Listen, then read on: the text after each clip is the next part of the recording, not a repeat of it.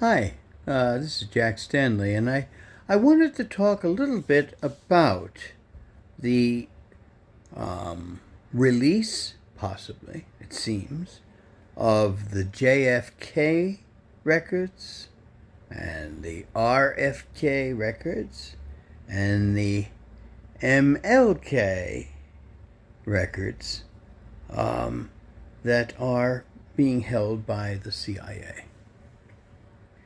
And according to the executive order put out by President Donald Trump, they're supposed to be released in full form. Now, I've been thinking about this, and the doubting Thomas in me will come out pretty quickly.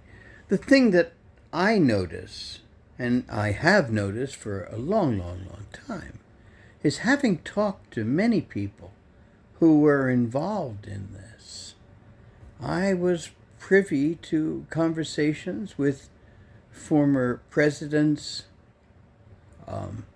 investigators, newsmen, and people that would sit and chat with President Kennedy.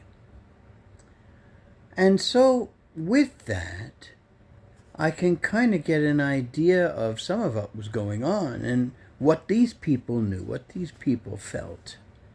And of course, there is a lot of questions dealing with, more so with the RFK and the MLK assassinations.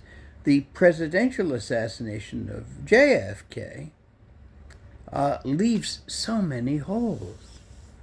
There's so much misinformation. And one could possibly say that's deliberate.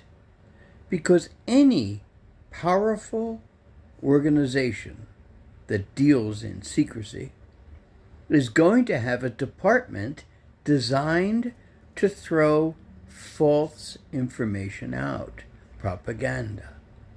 And so you can be sure, and I'm quite positive on this, that a great deal of the conspiracy theories that have been tossed out about the JFK assassination were created specifically to take us off the scent. Now, let's just look at a few things here, because there's things that really kind of annoy me. If indeed all of the files under the JFK assassination are released, that might be a rather disappointing thing for a lot of people. Because let me toss something out at you. Many files dealing with a subject will not be under the header of that subject. A lot of times it will be a category within, and it'll be listed under that. And there's reasons for that. First off, you don't want to have some very, very private, very important, very secret information just to be tossed out under one header. So you can be quite sure that there are many files that are not listed under the JFK assassination, but have a great deal to do with it. Perhaps people involved, people's existence, various government investigations, all kinds of things like that may fall into a very, very different category. And you have to remember that. And they are, in a sense, telling the truth and saying that we're releasing everything under JFK assassination. That's all well and good. It's a loophole. And you can easily put lots of stuff under different categories. And I'm positive that was done. That only makes sense. So, what's going to come out? I don't know. It'll be interesting. I'm sure there's going to be some fascinating stuff. But if you seriously think that the answer to the assassination is in those files, you've got another thing coming. That ain't going to happen. That is not what is going to be released.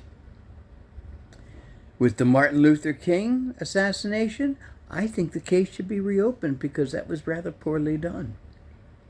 And then we also have the RFK assassination, which is full of holes.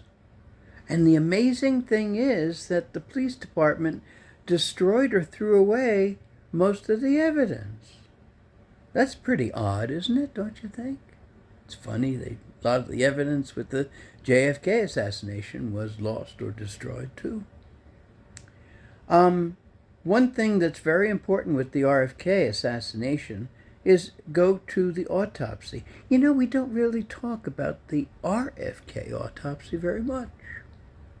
But there were leading forensic researchers doing that autopsy because they didn't want to have any mistakes. And there is something that's very, very troubling in that autopsy. And that is that the fatal shot, which is to the back of the head,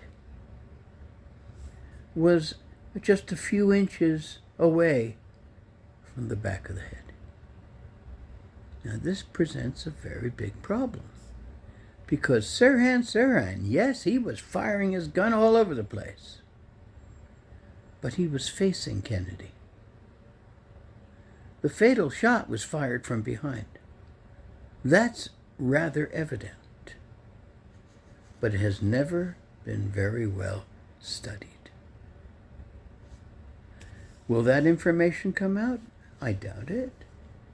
There's a lot of information that will come out about Martin Luther King and Robert F. Kennedy. But do you think they're going to have all the answers? No. With JFK, all the answers? No. Even more less. That's an interesting way of putting it. There'll even be less information. But seriously speaking, I truly believe that things have been recategorized and moved around. I've interviewed lots of people and talked to lots of people who were very much involved in this stuff. I talked to the last survivor of the Warren Commission. That was President Gerald Ford. We even talked about this. The thing is that's very, very puzzling, very mysterious about the whole thing is what a fellow told me who was involved with the CIA once. He was retired. And he said his boss would give him paperwork and saying, blah, blah, blah, I need you to get rid of this paperwork. I don't care how you get rid of it. Flush it down the toilet, burn it, whatever, just get rid of it. Because if something is just too hot to hold, so to speak, get rid of it.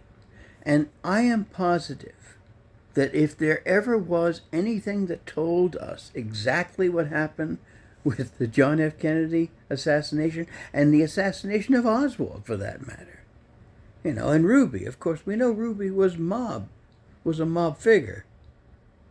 The whole story with him feeling upset and sad for Mrs. Kennedy is utter bullshit.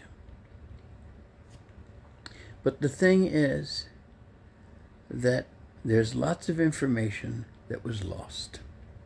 And that information can never be refound, reclaimed, or relearned. And so, unfortunately, the assassination is just going to have lots of holes in it. And unfortunately for Kennedy, JFK, RFK, Martin Luther King, in each and every case, things have been repurposed, moved around, put under different headers. And the true stories, the true information, and what really happened will never quite totally be known. And it will remain with various groups having various ideas, and none of them quite sure if theirs is really the right answer, because there never will be a right answer. That's all I wanted to say. Thank you.